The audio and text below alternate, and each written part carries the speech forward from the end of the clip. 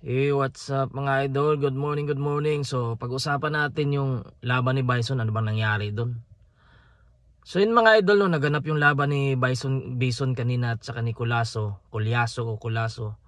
Magandang laban mga idol, no. Nakita natin first round. Although binilangan si Bison ng knockdown, pero hindi naman totally knockdown yun. Kumbaga, nahagip lang siya sa bandang braso dito yung ulo niya. Tapos, out balance. So, yun.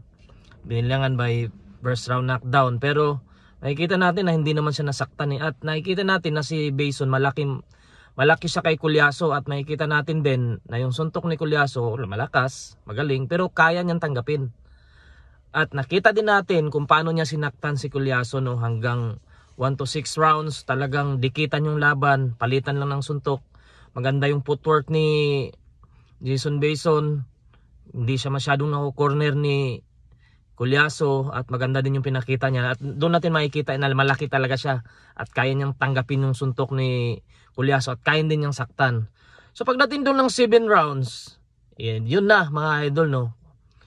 Ay kasi medyo natamaan doon si Jason Bison. Hindi naman talaga siya nag-grogi, nakasuntok pa nga siya eh. Nakakabigla mga idol, biglang tinigil, no. Ang ganda na sana ng laban, dikit lang yun. Dikit lang yung laban, may chance pa niyang ma-knock out yun si Culaso dahil kaya niya talagang i-knock out yun. Naghihintay lang siya ng tamang timing.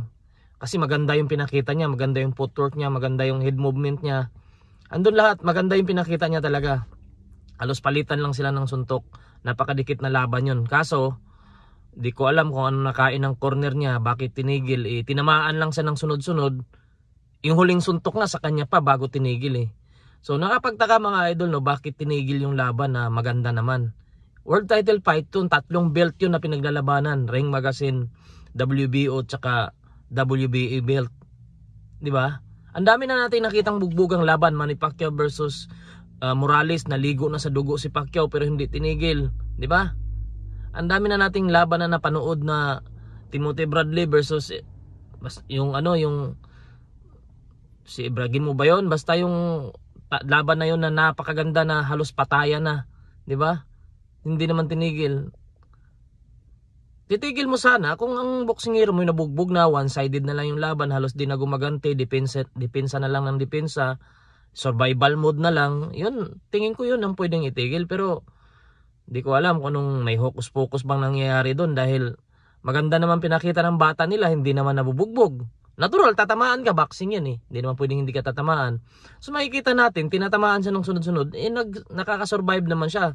Makikita natin gumanti pa nga ng suntok. Kaya nagulat din yung si Bison, bakit tinigil eh. So ang paliwanag ng corner nawala na daw yung activity ni hindi naman nawala. Kayo mga idol, comment down below kung anong nangyari doon. Meron bang hocus pocus doon, meron bang monkey business. Hindi tayo sure, pero siyempre maraming nagdududa din, dapat talaga investigahan din yun. Dahil bakit ganun, di ba? Ang ganda naman ng laban, ang ganda naman pinakita ng bata mo, bakit mo tinigil agad? Hindi nga nag-grogi. Okay lang sana kung hindi na siya sumusuntok. Yung huling suntok na binato sa kanya pagaling. Kaya mga idol, comment down below kung ano yung komento nyo doon. Meron bang monkey business yun o meron bang hocus pocus na nangyari doon?